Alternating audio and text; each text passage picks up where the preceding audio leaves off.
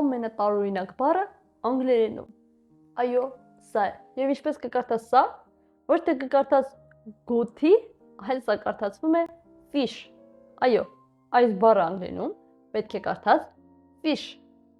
Սա գրվել է 19-րդ դարում հերթում,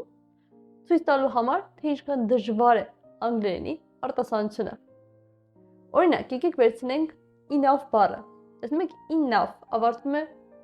GH տառերով և սա միասին կարդացվում է F։ Այս բառում նույնպես GH-ը կկարդանք F։ Հետո on։ On շատ հաճախ կարդացվում է E կամ E և վերջում TI տառերը։ TI տառերը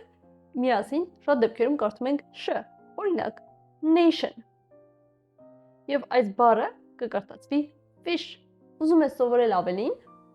կարող ես սովորել մեր Telegram-յան կալաբոկ բոտի միջոցով։